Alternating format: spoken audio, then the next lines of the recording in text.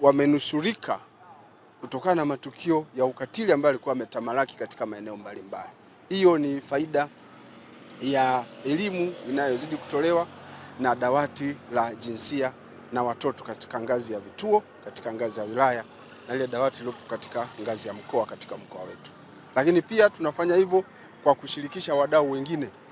Kuna wadau wengine kama wenzetu wa ustawi wa jamii na taasisi nyingine za kiraia ambazo kusema kweli mimi kama kamanda wa polisi wa mkoa nazipongeza sana, pamoja na wananchi ambao tumeamua sasa kuwa pamoja katika kupiga vita dhidi ya ukatili wa kijinsia na watoto. Jeshi la polisi katika mkoa wa Mwanza tunatambua kwamba uhalifu sasa hivi umekwenda katika viwango vingine. Hatuwezi kuendelea kutumia zana zilizopita na wakati katika kukabiliana na uhalifu wa kisasa. Hivyo basi, jeshi la polisi kwanza kabisa tuna vijana ambao wamepata mafunzo kupitia vyuo vyetu, wamepata mafunzo ya kutosha ya namna ya kushughulika na makosa ya kimtandao wapo. Lakini achilia mbali wataalamu ambao ndio wanasaidia kupeleleza hizo kesi hatimaye kufikia mafanikio makubwa. Lakini pia kuna uwezeshaji mkubwa sana ambao umefanywa na serikali, ambapo uwezeshaji huo ni wa kutupatia vitendea kazi. Manake hizi kazi bila vitendea kazi hakuna kitu ambacho kitaweza kufanikiwa. Jeshi la polisi sasa hivi tuna vitendea kazi vya kisasa. Zipo kamera za kisasa, zipo ndege nyuki za kisasa kabisa na vifaa vingine vingi tu ambavyo siwezi kuvitaja vyote hapa, ambavyo vyote vimekuwa vikitusaidia jeshi la polisi katika mkoa wa Mwanza kuweza kufanya kazi zetu kwa weledi na kwa kisasa zaidi. Kwa hiyo binafsi na mimi kama kiongozi wa askari wakaguzi na maafisa wote wa mkoa wa Mwanza nichukue nafasi hii kumpongeza Afande IGP mkuu wa jeshi letu la polisi Tanzania kwa uwezeshaji mkubwa sana aliofanya katika jeshi, lakini bila kusahau kumpongeza Mheshimiwa Rais wa Jamhuri ya Muungano wa Tanzania kwa uwezeshaji mkubwa katika nchi nzima ya Tanzania kwa upande wa jeshi la polisi. Kwa hiyo imetusaidia sisi jeshi la polisi kuendelea kufanya kazi zetu kwa weledi na kwa usasa zaidi. Tunashukuru. Majukumu makubwa, kati ya majukumu makubwa tulio nayo jeshi la polisi katika mkoa wa Mwanza ni kuhakikisha kwanza kwamba tunalinda miradi ya kimkakati iliyopo katika mkoa wetu. Mojawapo ya mradi mkubwa wa kimkakati ni hili daraja la Magufuli ambalo ujenzi wake tangu umefanyika katika hali ya usalama mkubwa, na jeshi la polisi tukishirikiana na wananchi wa maeneo haya tumeweza kufanya kazi kubwa kuhakikisha kwamba ujenzi au kuzorota eti kwa sababu ya uhalifu. Ujenzi uliendelea kama kawaida. Jeshi la polisi tulitimiza wajibu wetu na wananchi walitimiza wajibu wao kwa ajili ya kulinda usalama wa vifaa mbalimbali pamoja na mali. Sasa ni nini tunafanya katika mkoa wetu kwa kutambua kwamba kuna miradi mingi, hiyo iliyotaja ni michache, kuna miradi mingi sana ambayo inaendelea kufanyika katika mkoa wetu. Kila himaya, nikiwa na maana kila wilaya, kila kituo ambapo hiyo miradi ipo, jukumu lao la kwanza ni kuhakikisha kwamba miradi hiyo kuhusu vifaa vyake vyote vinakuwa salama.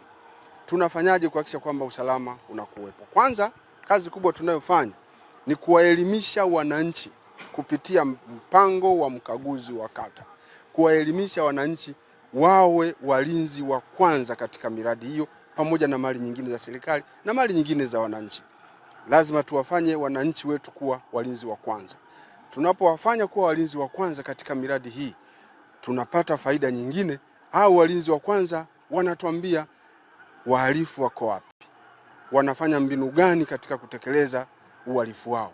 Na sisi jeshi la polisi, kwa sababu mtandao wetu ni mkubwa kupitia mipango kazi mbalimbali niliyoieleza hapa, ya kidoria, ya uelimishaji, ya kimisako. Kwa hiyo askari wanakuwa kila sehemu, hivyo tunaweza kuwafikia wahalifu mapema kabla hawajafanya tukio, na hata pale ambapo wanakuwa wamejaribu kufanya tukio, basi tunawakamata na kuwachukulia hatua kwa mujibu wa sheria.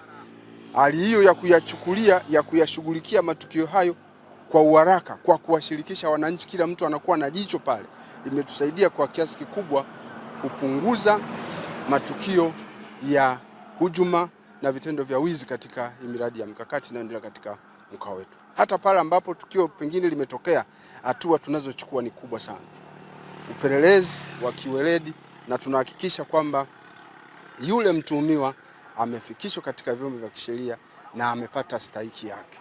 Stahiki yake ni kuchukuliwa hatua, kama ni kufungwa anafungwa na kurudisha mali zile namna ambavyo sheria inaelekeza. Kwa hiyo imetusaidia, miradi mingi inaendelea katika hali ya usalama mkubwa sana. Hatuna malalamiko makubwa. Ule wa reli unaendelea vizuri, ule wa ujenzi wa ile meli unaendelea vizuri.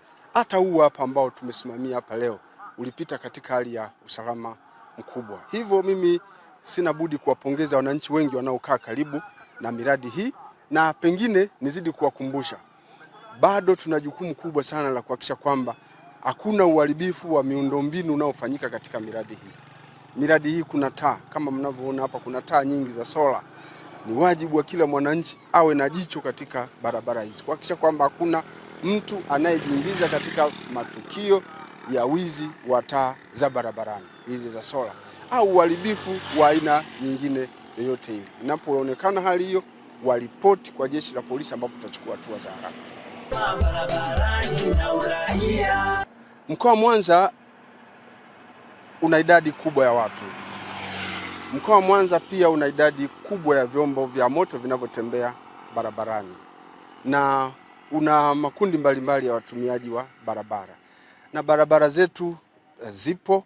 Sasa katika hali hiyo ni lazima kusema kweli, usimamizi wa sheria, kanuni na taratibu za usalama barabarani uwe wa kiwango cha juu, ili kuendelea kuwafanya wananchi waendelee kuwa salama wanapokuwa wanatumia hizi barabara. Kubwa zaidi ambalo nasema hapa ni swala zima la kuelimisha wananchi juu ya matumizi sahihi na salama ya barabara. Hilo swala la elimu katika mkoa wa Mwanza limekuwa ni jambo ambalo ni endelevu. Lakini achilia mbali hilo, pia hatukubali kuona mtumiaji yote wa barabara anafanya makosa hatarishi yanayoweza kusababisha ajali za barabarani. Yale makosa hatarishi, jeshi la polisi katika mkoa wa Mwanza kupitia askari wake wa kikosi cha usalama barabarani tumewapa maelekezo kuchukua hatua bila kuwaonea huruma watu wanaocheza na maisha yao, wanaocheza na mali zao, wanaocheza na maisha ya watu wengine wanaotumia barabara. Makosa hatarishi kama mwendo kasi, kusema kweli hatuwafumbi macho. Makosa hatarishi, kwa mfano mtu anaendesha pikipiki wamepakizana mishikaki, yale ni makosa hatarishi yale. Lazima tuchukue hatua za haraka kuhakikisha kwamba tunamsaidia yule anayetumia chombo kile cha moto asiweze kupoteza maisha. Kwa hiyo pia tuko wakali sana katika kusimamia sheria ili kuwafanya watu wasiendelee kupoteza maisha au kupata majeraha kupitia ajali ambazo endapo wanakuwa wamekuwa na matumizi sahihi ya barabara haziwezi kutokea. Kwa hiyo ni mambo mawili yanatusaidia. La kwanza, kama nilivyosema, ni swala zima la uelimishaji. Umo kwenye kuelimisha, tunakanya, tunaonya, lakini lingine ni swala zima la kuchukua hatua kwa mujibu wa sheria, kanuni na taratibu za sheria ya usalama barabarani. Mimi kama kamanda wa polisi wa mkoa wa Mwanza natamani kuona Mwanza ikiwa salama, watu wake wakiwa na usalama wa kutosha wa mali zao na wao wenyewe, na usalama endelevu. Ndio matarajio yangu makubwa. Natamani kuona Mwanza ikiwa haina kabisa matukio ya mauaji, hasa yale mauaji yanayotokana na imani potofu za kishirikina. Jeshi la polisi mkoa wa Mwanza tumefanya kazi kubwa sana kushusha kile kiwango cha matukio ya mauaji ya imani za kishirikina. Kazi hiyo hatuwezi kufanikiwa sisi peke yetu. Kazi hiyo inatakiwa kuwashirikisha watu wenye kuwa na imani potofu, wanatoka ndani ya jamii. Tunazidi kuikumbusha jamii kwamba lazima tushirikiane. Ni kila mtu lazima abadilike, kubadilika kutoka kule tulikokuwa na kuja katika sura nyingine ya kuacha kuamini imani potofu za kishirikina. Kwa hiyo tunatamani kuona Mwanza haina matukio hayo. Lakini natamani kuona Mwanza ambayo haina matukio ambayo ya watu kupoteza maisha kwa sababu ya migogoro ya ardhi. Migogoro ya ardhi inaweza ikatatulika kupitia vyombo mbalimbali vya kisheria. Kuna mahakama zetu zimewekwa Kwa hiyo ndio maana sisi jeshi la polisi tunajikita sana kuwaelekeza wananchi kule vijijini kwamba migogoro walio nayo ya ardhi, migogoro ya kifamilia waipeleke wapi iweze kutatuliwa kabla hatuja kwenda katika hatua ya matukio makubwa. Yako matukio ya mauaji ambayo yamekuwa yakisababishwa na haya mambo niliyosema. Ninaamini tunavyozidi kuwaelimisha wananchi kupitia huu mpango wa mkaguzi wa kata, tutazidi kufanikiwa kupunguza matukio haya kama ambavyo nimesema. Kwa hiyo natamani kuona Mwanza ikiwa ni mkoa ambao hauna kabisa matukio ya mauaji, hasa mauaji ya imani potofu za kishirikina na yale yanayotokana na migogoro ya ardhi au migogoro ya kifamilia. Lakini natamani kuiona Mwanza ikiwa ni mkoa ambao hauna matukio ya uhalifu, hasa matukio ya ujambazi. Kazi pia nzuri imefanyika na kubwa katika mkoa wetu. Huu mkoa ni mkubwa, una shughuli nyingi za kiuchumi na una idadi kubwa sana ya watu. Ni lazima watu wafanye shughuli zao wakiwa na amani, wakiwa na furaha, wasiwe na hofu hata kidogo ya kuvamiwa kwa mali zao. Kwa mfano unaona hapa kuna ziwa Victoria, kuna visiwa vingi. Wananchi wengi wanategemea shughuli za uvuvi. Tunatamani kuona wananchi hawa wanavua wakiwa salama. Kazi ambayo tayari tumekwisha ifanya kwa kiasi kikubwa. Ziwa hili unavyoliona hapa kuna visiwa zaidi ya 50 ambavyo wanaishi watu na wanafanya shughuli za uvuvi. Tunatamani kuona visiwa hivyo vinakuwa salama. Na ninavyoongea sasa mkoa uko shwari kabisa. Matukio ya ujambazi, unyang'anyi wa kutumia silaha kuwaibia watu mitumbwi, kuwaibia watu engine, kuwatumbukiza watu kwenye maji kwa sababu tu ya kugombania samaki au kutaka kupora samaki. Matukio hayo ni yamedhibitiwa kwa kiasi kikubwa. Kwa hiyo natamani kuiona Mwanza inabaki mkoa ambao hauna kabisa matukio ya unyang'anyi wa kutumia silaha. Ibaki hivi kama ilivyo sasa, ambapo jeshi la polisi limefanya kazi kubwa likishirikiana na wananchi katika kutokomeza matukio haya. Lakini natamani kuiona Mwanza isio kabisa na matukio ya ukatili wa kijinsia na watoto. Natamani kuiona Mwanza hivi.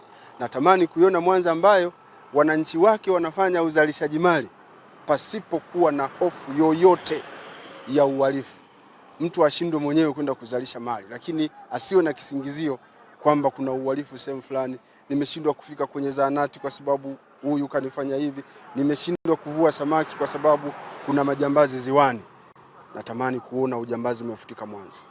Lakini natamani kuona Mwanza haina matukio kabisa ya ajali na matukio mengine ya kijinai. Ninakerwa na watu wanaotumia barabara na hawaheshimu matumizi sahihi ya barabara ili kuepuka ajali na vifo. Hizi barabara zimejengwa kwa gharama kubwa na zimejengwa kwa lengo la kuwanusuru watu wasipate majeraha, wasipate uharibifu wa vyombo vyao, lakini wasipoteze maisha kwa sababu tu ya ajali, kwa sababu ajali zinaepukika. Unakuta watu wengine wanafanya makosa ya uvunjivu wa sheria, kanuni na taratibu za usalama barabarani kwa makusudi kabisa. Na elimu zote tunazowapa wakati mwingine na hatua za kisheria, lakini watu wanafanya makosa makusudi. Hilo linanikera kwa kiasi kikubwa sana.